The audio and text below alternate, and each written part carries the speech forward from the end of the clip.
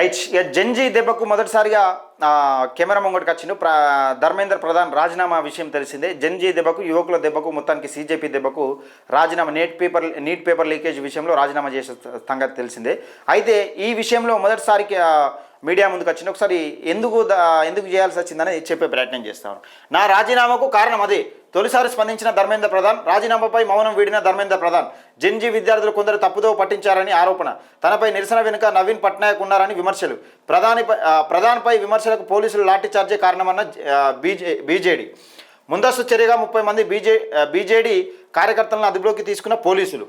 ఇగో ఈయన ఏమంటున్నాడంటే, వాళ్ళని తప్పుదారి పట్టించే ప్రయత్నం చేశారు, దాని వెనుక ఎవరు ఉన్నారని చెప్తా ఉన్నారంటే వెనుక నవీన్ పట్నాయక్ ఉన్నారని విమర్శలు చేస్తూ ఉన్నాడు. ఇక ప్రధానిపై విమర్శలు పోలీసులు లాఠీచార్జ్ చేసిరు. అక్కడ విద్యార్థులపైన లాఠీచార్జ్ చేసి తలకల వరకు ఇన్స్టాగ్రామ్లో పెద్ద ఎత్తున వైరల్ అయిన అది దెబ్బతీసింది.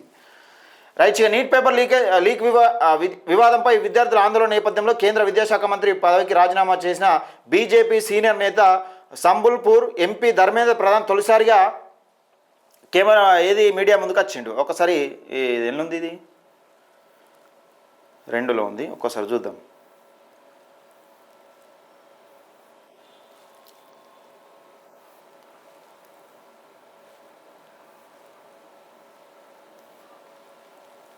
రైట్. రాజీనామాకు కారణం అదే. ఆ అంశంపై స్పందించారు విద్యార్థులు.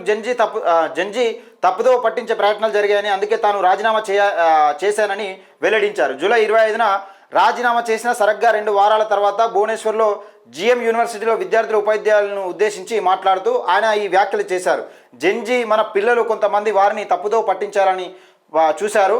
నాకు వ్యక్తిగతంగా ఎలాంటి సమస్యలు, పదవి నాకు ముఖ్యం కాదు. అందుకే ప్రధాని నరేంద్ర మోదీని కలిసి నా రాజీనామాను ప్రతిపాదించాను అని ధర్మేంద్ర ప్రధాన్ అన్నాడట. మొత్తానికి ఈయన ఏం చెప్తా ఉన్నాడంటే, ఇప్పుడు కూడా వాళ్ళను తప్పుదోవ పట్టించే ప్రయత్నం చేశారు. ఈ బీజేపీకి సంబంధించిన సోకాల్డ్ జర్నలిస్టులు కానీ, సోకాల్డ్ యూట్యూబర్స్ కానీ, సోకాల్డ్ ఇంకా అనదర్ వ్యక్తులు కానీ సోషల్ మీడియా వేదిక ద్వారా జెన్జీలో ఇతర దేశస్తులు కలిసారు. జెన్జీకి సంబంధించిన వీళ్ళు ఈ సీజేపీకి బయట దేశం నుంచి ఫండింగ్ వస్తుందనే ప్రయత్నాలు చేశారు. నిజంగా బయట ఉగ్రవాదులు కూడా ఇందులో చేశారు. బయట నుంచి పెద్ద ఎత్తున ఫండింగ్ వస్తుంది అది చెప్పారు, కానీ ఎక్కడ కూడా నిరూపించలేకపోయారు. కానీ ఇప్పుడు కూడా ఏం చెప్తా ఉన్నారంటే, వీళ్ళని తప్పుదోవ పట్టించే ప్రయత్నం చేసిర్రు అని చెప్తా ఉన్నారు. అంటే ఉద్యమం జరిగింది వాస్తవం, తప్పు చేసింది వాస్తవం, నీట్ పేపర్ లీక్ అయింది వాస్తవం, ఇక్కడ రాజీనామా చేయాల్సి వచ్చింది. కానీ ఇప్పుడు కూడా ఏంటంటే వాళ్ళని తప్పుదోవ పట్టించిరు అని చెప్పే ప్రయత్నం చేస్తూ ఉన్నారు. ఇది జరుగుతూ ఉన్నది. కాకపోతే విషయం ఏంటంటే, ఎవరైనా కానీ ప్రధానమంత్రి అయినా రాజీనామా చేయాల్సి వస్తుంది ఓసారి. ఉద్యమాలు ఇట్లనే అణచివేతకు గురవుతూ ఉంటే, ఇప్పుడు బండి సంజయ్ గారు కూడా నెక్స్ట్ లైన్లో ఉన్నట్టున్నారు రాజీనామాకు. బండి సంజయ్ కూడా రాజీనామా చేయాలని ఒక నేపథ్యం ఉన్నట్టుంది. మొత్తానికి కరీంనగర్ టు జగిత్యాల ఈ 4 లైన్ల రోడ్డు కాకపోతే పరిస్థితి ఘోరంగా ఉండేటట్టున్నది. మరి బండి సంజయ్ గారు చూసుకోవాలి. టెండర్లు కూడా అస్తలేదట. దానికి సంబంధించిన నేను వేరే వీడియో చేసే ప్రయత్నం చేస్తా.